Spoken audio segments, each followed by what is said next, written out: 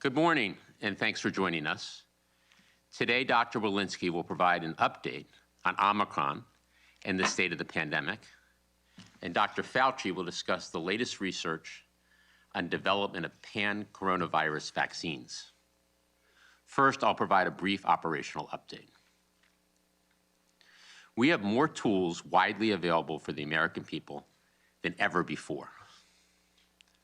Vaccines and booster shots, convenient testing options, free high-quality masks, and effective treatments. We remain laser-focused on deploying these tools to help protect people and to keep schools and businesses open. Vaccines remain our single most powerful tool. And just this week, we hit important milestones. 70% of eligible seniors, those most at risk and most vulnerable, have now gotten their booster shot, and half of all eligible adults are now boosted. This is significant progress. As the doctors and data have made crystal clear, vaccinations and boosters provide the best protection. And so we keep driving more progress with millions of shots going into arms each week. In addition to driving vaccination progress here at home, the U.S. continues to lead the effort to help vaccinate the world. At President Biden's direction, we're donating 1.2 billion vaccine doses, the largest commitment in the world. And today we will hit a major milestone in our global effort. 400 million vaccine doses shipped to 112 countries. 400 million doses shipped for free with no strings attached. To put America's leadership into perspective, we have shipped 4 times more free doses to the world than any other country. Our tools are working, even in the face of a highly transmissible variant. And we continue to move toward a time when COVID won't disrupt our daily lives, a time when COVID is no longer a crisis, but rather something we protect against and treat. With that, over to Dr. Walensky. Dr. Walensky? Thank you, Jeff. Good morning, everyone. I'd like to start by walking you through today's data. The current 7-day daily average of cases is about 692,400 cases per day, a decrease of about 6% over the previous week. The 7-day average of hospital admissions is about 19,800 per day, a decrease of about 8% over the prior week. And the 7-day average daily deaths are about 2,200 per day, which is an increase of about 21% over the previous week. Yesterday, CDC released a new report that details the severity of Omicron in comparison to other variants. Similar to our prior report, these data demonstrate that COVID-19 disease severity appears to be lower with the Omicron variant than with prior variants. On this slide, you can see relative rates of cases, shown in purple, hospital admissions, shown in orange, and COVID-19 related deaths, shown in blue. This figure compares these outcomes during the 3 periods of high COVID-19 transmission. The peak last winter is shown in the green shaded section, when vaccination rates were low and cases, hospitalizations, and deaths were high. The peak during the summer months was when the Delta variant was dominant, is in yellow shaded area, when nearly 50% of the country had been vaccinated with a primary series. And the third shaded section in orange represents the past month, when cases dramatically increased due to the Omicron variant. Right now, nearly 64% of the country has received a primary series, and about 50% of eligible people over 18 are boosted. When you look at the Delta period and last winter, as cases increased, hospitalizations and deaths increased in a similar pattern. Strikingly, when we compare the past month, when Omicron was the predominant variant, we see a clear separation between cases, hospital admissions, and deaths. And while cases have dramatically increased and are 5 times higher than they were during the Delta wave, hospitalizations have not increased at the same rate. and deaths remain low in comparison to the case counts. When looking across these 3 periods, though, of high transmission in the pandemic, you can see that while the number of hospitalizations is higher now than we have ever previously seen, the ratio of hospitalizations to cases remains lower than prior peaks.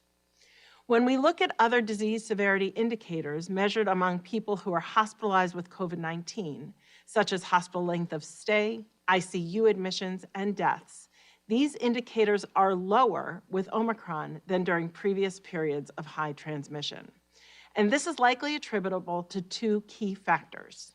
First, many people in our country have some level of immunity from vaccination and boosters or from previous infection. And second, it's likely that Omicron is less severe than prior variants. Although it's encouraging that Omicron appears to be causing less severe disease, it's important to remember that we are still facing a high overall burden of disease. Hospitalizations have rapidly increased in a short amount of time, putting a strain on many local health systems. Importantly, milder does not mean mild, and we cannot look past the strain on our health systems and substantial number of deaths, nearly 2,200 a day, as a result of the extremely transmissible Omicron variant. Please remember the importance of our prevention measures, including vaccination and boosters. Last week, I highlighted 3 publications that described the effectiveness of booster doses in protecting against the Omicron variant.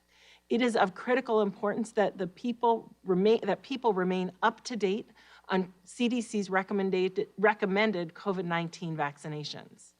It's vital that we all remain vigilant in the face of this virus. I know many people are tired, but many of our hospitals are still struggling beyond capacity. It's been a long 2 years. However, please now do your part to lean into this current moment.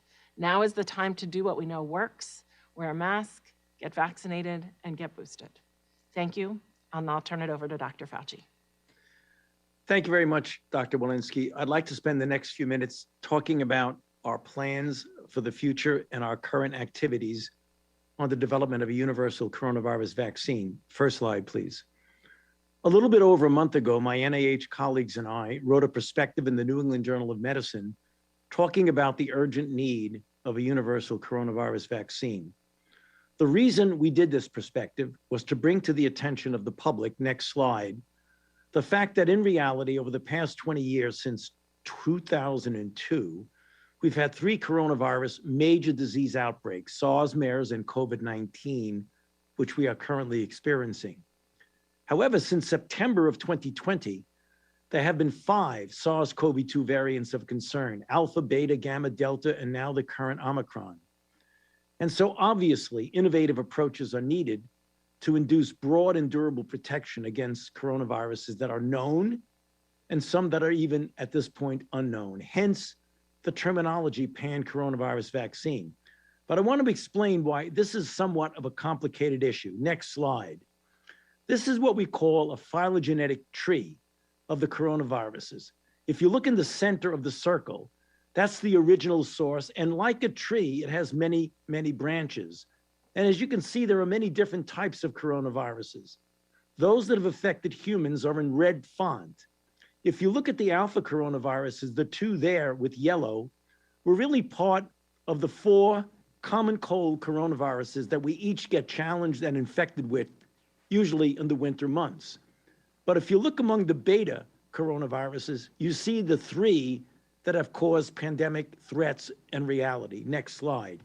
So let's put a circle on the SARS-CoV-2 where we are. We've had now 5 different variants: Alpha, Beta, Gamma, Delta, and Omicron, that have impacted us here in the United States. Also, if you go to the next slide, you see that there's a good relationship, next slide please, between the SARS-CoV-1 and CoV-2. They are both what we call subecoviruses, which are a subset of the beta coronaviruses. The reason I say this is that looking at the entirety of the coronavirus phylogenetic tree, it would be unreasonable to think we're going to get a pan-coronavirus for all of them. but we can focus in on some of the subsets, particularly the SARS-CoV-2 and the entirety of the sarbecovirus, which includes SARS-CoV-1. Next slide. Having said that, what are we doing? The NIH, particularly NIAID, has invested a little bit more than $3 billion overall on coronavirus research since the pandemic began. A subset of that is coronavirus vaccine research. Thus far, about $1.5 billion, with investments in basic and clinical biomedical research, particularly recent awards of about $43 million to 4 academic institutions to do specific research to develop these types of vaccines, which I just mentioned. But already there have been results from funding that has been gone on over the past couple of years. Next slide. These are just a few of the scientific reports of examples of promising candidates that are at preclinical, namely in a mouse or another small animal, as well as non-human primates, as well as getting ready or already in phase 1 trials. Next slide. These are based on a concept of looking at a vaccine construct. I had said in a previous White House press briefing, when I described the mRNA, that one can look at it as a vaccine platform and a vaccine immunogen. The platform currently now that we talk about a lot is the mRNA or the ad vector, whereas the vaccine immunogen is, for example, that spike protein in its prefusion stabilized form that served the basis for the mRNA and other vaccines. So here's 2 examples of what is going on now. Next slide. For example, a number of groups have used the nanoparticle approach, which is the platform. The immunogen are the different spike protein fragments, which when put in a vaccine would lead to a diverse antibody response, hence covering a broad array of a particular virus. Next slide. Another example is an inactivated whole virus vaccine. We have different versions of the coronaviruses that are delivered by an intranasal mix. And this is important because this will go a long way to protecting against infection and spread of infection. I just give those 2 examples because they're 2 of many that are now currently being produced. Next slide. The final slide is some key points. I don't want anyone to think that pan-coronavirus vaccines are literally around the corner in a month or 2. It's going to take years to develop in an incremental fashion. Some of these are already in phase 1 clinical trials. Don't forget, however, that our current vaccine regimens do provide strong protection, particularly when used with a booster against severe coronavirus disease and death. So do not wait to receive your primary vaccine regimen. And if you are vaccinated, please get your booster if you are eligible. Back to you, Jeff. Thanks, doctors. With that, let's open it up for some questions. Kevin? Thanks, Jeff. First question, let's go to Nate Wexel at The Hill. Hi, thanks for taking my question. Wondering about tests. Is there any effort underway at the administration to get Medicare to cover some of these tests, reimbursement like private insurance is doing right now? Thanks for the question. Yes, on Medicare, the program, as you know, already covers lab-based tests, and CMS over at HHS is exploring the best way to provide more testing options to Medicare beneficiaries. I want to emphasize that currently Medicare beneficiaries can get free tests. There are 20,000 free testing sites around the country, including at over 10,000 local pharmacies and other local convenient locations. HHS is actually providing 50 million free tests, free at-home tests, to community health centers and Medicare certified health clinics. And as you know, the website is up and running for free tests for all Americans. So yes, the answer to your question is the program already does cover lab tests, and I mentioned the other convenient places for Medicare beneficiaries to get tested, and CMS is exploring the best way to provide more testing options to Medicare beneficiaries. Next question. Let's go to Victoria Knight at Kaiser Health. Hey, thanks, Kevin. Thanks for taking my question. So a couple of questions about the specifics of the N95 mask distribution program. So when are these masks going to arrive in the community health centers? How many of the 400 million from the Strategic National Stockpile are going to community health centers? And then why are these masks not being shipped directly in the mail with the rapid test kits that are being sent in the mail via the U.S. Postal Service? Good, thank you. So last Wednesday, a week ago, we launched the program to make 400 million N95 masks available. This is the largest deployment of PPE, personal protective equipment, in U.S. history. We just determined that the fastest way to get masks out was through the channels that we use for vaccines, including community health centers and local pharmacies. We've already shipped masks out, and we're beginning to see people pick up these high-quality masks at locations across the country. They came online at several locations across the country through retailers like Hy-Vee, Walmart, and Meijer last Friday, so just 48 hours after we announced the program. So the program's off to a very fast start. I think the decision to use those channels to get masks out immediately is the right decision. Across the next couple of weeks, the program will hit full strength, so Americans will be able to pick up free masks, as I said earlier, at tens of thousands of convenient sites, including, as you mentioned, community health centers around the country and local pharmacies. Next question. Let's go to Tamara Keith at NPR. Thank you for taking the question. At the top of the briefing, you talked about moving to a place where COVID won't disrupt our lives and it won't be a crisis. And I wanted to get you to tease out that messaging a little bit more.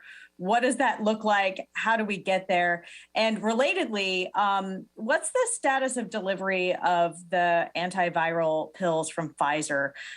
How soon are you expecting to have those tens of millions of pills? Okay, why don't I have Dr. Fauci start on the first, and then I will talk about the delivery of the Pfizer pills. Dr. Fauci? Yeah, thank you very much for that question. Yes, well, people ask that all the time. What is an acceptable situation with regard to SARS-CoV-2 and COVID-19, and in this case, Omicron, that we are willing to live with in the sense of not having it disrupt our lives? Well, first of all, the important point to make is that we are not there right now. As Dr. Walensky said, when you have over 2,000 deaths, 150,000 hospitalizations, and you have people who are now getting infected to the tune of somewhere around 700,000 a day, we're not there yet. Where we want to be is that sufficient control, and control we mean not eradication like we did with smallpox, that's unreasonable, not necessarily elimination like we've done with polio and with measles by mass vaccination campaigns, but a level of control that does not disrupt us in society, does not dominate our lives, does not prevent us to do the things that we generally do under normal existence. That would be a level of infection, but more importantly, concentrating on the severity of disease, hospitalizations, and deaths that fall within the category of what we generally accept. We don't like it, but we accept it with other respiratory viruses, RSV, paraflu, and even influenza. And if the degree of immunity in the general community population, either through infection plus boosting, either vaccine plus boosting, or just vaccine alone, those are the things that will hopefully get us to the point when we have antivirals to be able to treat people who are at high risk, that we no longer are in a situation of threat to our equanimity, threat to our economy, the threat to allow us to live a normal life. We believe we can get there because we have the tools with vaccines, with boosts, with masks, with tests, and with antivirals. That's what we talk about when we get to the point where we can, quote, live with the virus. But as Dr. Walensky emphasized, that is not where we are at this point. So we still have a way to go. So on Pfizer, we've purchased 20 million treatment courses of the Pfizer pill, And we accelerated the delivery of the first 10 million from September to the end of June. We have hundreds of thousands of pills across the first quarter of 2022 per month, and that moves to millions in order to complete the 10 million first half of the 20 million by the end of June. I want to remind everybody that that is one of 5 Pfizer pills, one of 5 effective treatments that we have in our nation's medicine cabinet, and that we have more treatments between the Pfizer pill, the Merck pill, GSK's monoclonal antibody, which is effective against Omicron, AstraZeneca's preventive therapy, and remdesivir. We have more available than we've had at any point in the pandemic, and we're using every tool at our disposal to keep people safe. Next question. All right, let's go to Alex Tin at CBS. Hi, thanks for taking my question. Drs. Walensky and Fauci, can you tell us, how do we know that Johnson & Johnson recipients who are up to date on their vaccines are protected against Omicron severe disease? And do you expect we'll see a change to that regimen for those recipients anytime soon? Thanks. Dr. Fauci? Yeah. Well, I mean, if you look at the data that we're getting on vaccinations and boosters, it is very, very clear. I mean, obviously, we have a lot more data in this country on mRNA vaccines, either the Pfizer or the Moderna, than we do on J&J. But there's no reason to believe, given the parallel protection that we have seen with J&J that is boosted, or the mRNAs that are boosted, as well as the mix and match, which have been done, where you can vaccinate with one platform and boost with the other. We have found very interestingly that it works quite well, that they do boost each other rather well. So in that regard, we feel that the situation that we're seeing with the mRNAs is really quite parallel with the boosted J&J, not the first dose, but the boosted J&J.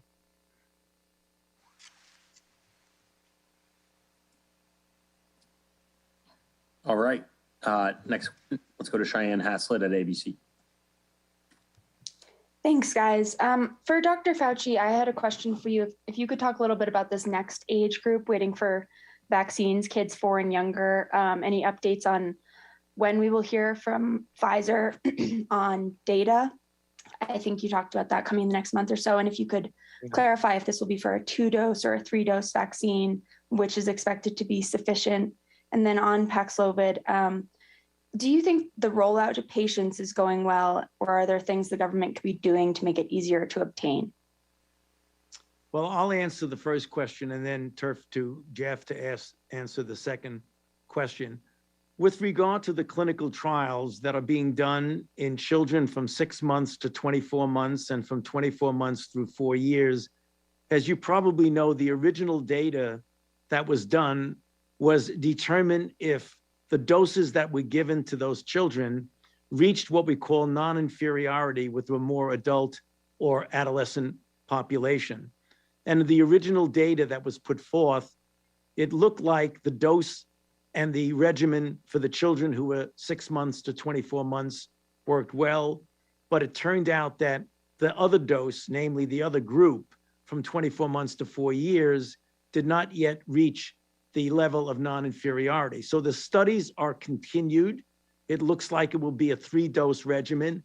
I don't think we can predict when we will see an EUA with that, because the company is still putting the data before the FDA, and I certainly don't want to get ahead of the FDA because I'm not privy to the data, and even if I were, I wouldn't want to anticipate what the FDA would do. I think we just need to be patient and know one thing for sure, that that's why the system works, because the FDA is very scrupulous in their ability and in their effort to make sure that before something gets approved for people at any age, including and especially children, because of the special vulnerability of the children, that when these vaccines become available for children at those age, we can be certain that they will be safe and that they will be effective.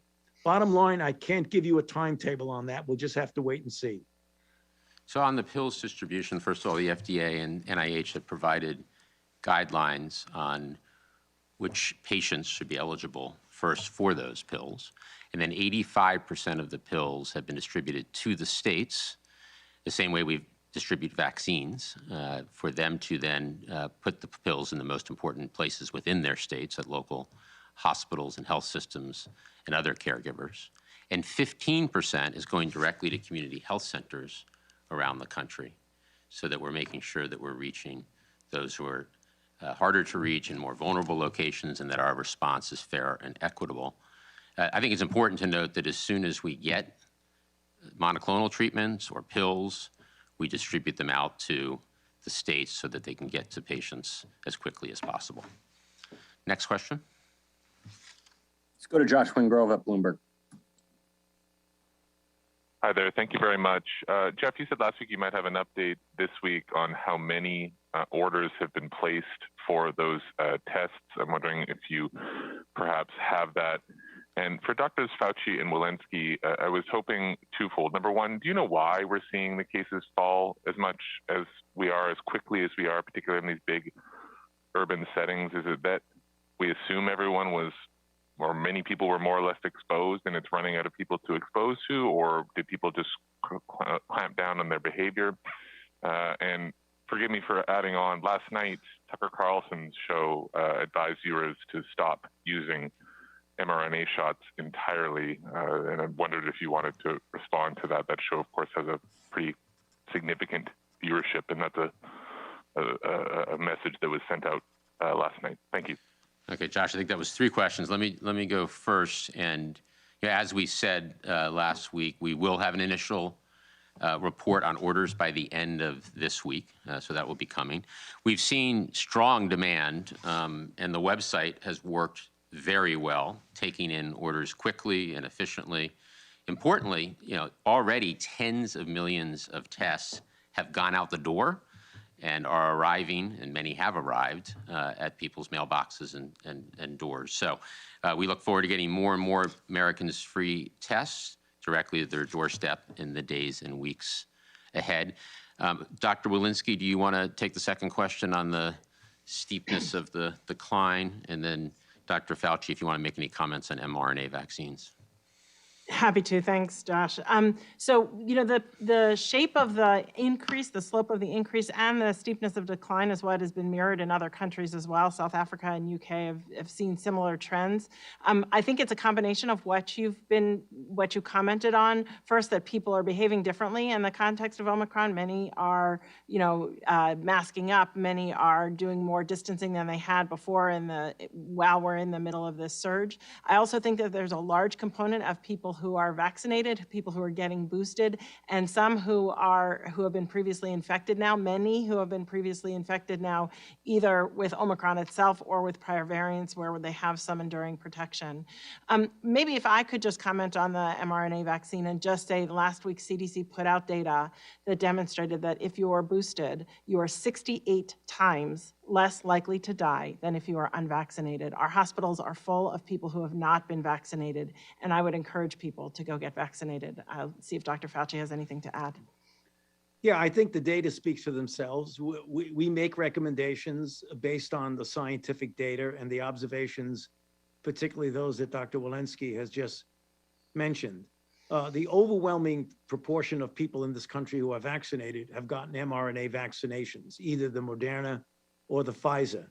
And if you look at the data, you can't walk away from the facts. And the facts are stunningly obvious when you look at the hospitalization and deaths among unvaccinated versus vaccinated and boosted. So there really isn't much to say about that, except that the facts speak for themselves. Kevin, next question. Let's go to David Lim at Politico. Hi, thanks for taking my question. Senators Patty Murray and Richard Burr yesterday released draft legislation calling for the CDC director job to be subject to Senate confirmation. Does the Biden administration support this proposal? And Director Walensky, do you believe that this will strengthen accountability during future public health responses, or do you think that the idea has downsides? Let me take this first. So first of all, I want to say we look forward to reviewing the bill and appreciate the senators' focus on pandemic preparedness and making sure that we never, ever face a pandemic of this magnitude again. I think that we'll leave it to Congress to sort through the CDC director status of confirmation. And overall, we look forward to engaging with the Senate as the bill comes together. I don't know, Dr. Walensky, you have anything to add there? No, I don't have much to add. I just will echo the gratitude and say right now my focus is on, we'll certainly review the bill, but also focusing on, the pandemic that we have on our hands right now. Kevin? All right. Last question. Let's go to Zeke Miller. Thanks again for doing this. I just want to follow up on Dr. Fauci's comments in response to Tam's question regarding living with COVID.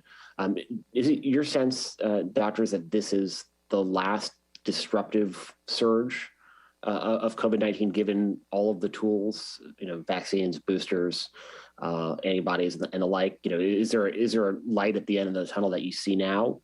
And what metrics are you looking for to start, giving people hope to, book travel and, take off masks and return to normal lives and normalcy? Dr. Fauci?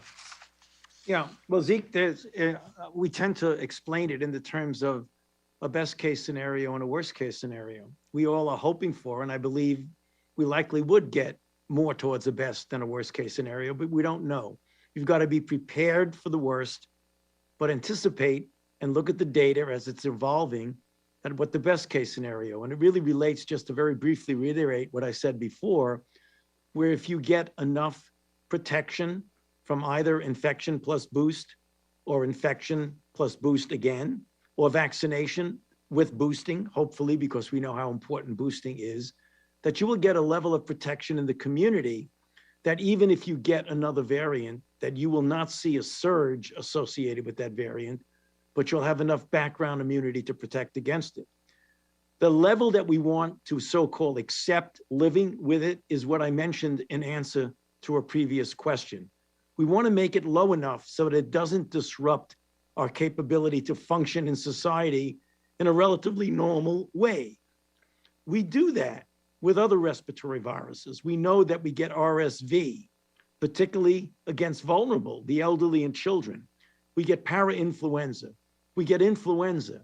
These are important. We try our best to contain them, but they don't disrupt us with regard to challenging our hospital system, with regard to challenging the entire healthcare delivery system. That's where we want to be, and I believe that we will get there, hopefully sooner rather than later.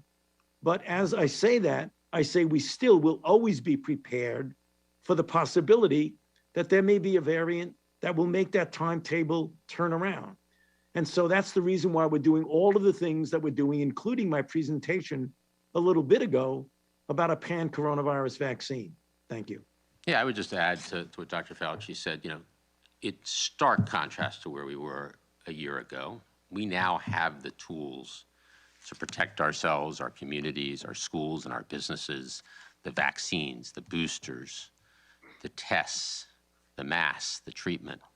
That makes this response so different, and our situation in our country so different than it was a year ago. And going forward, as Dr. Fauci said, we'll continue to have those tools and we'll continue to innovate to ensure that we protect people and we can begin to be on our path to managing this virus so that it's no longer a crisis, but something that we protect against and treat. Thank you for today's briefing. Look forward to the next one.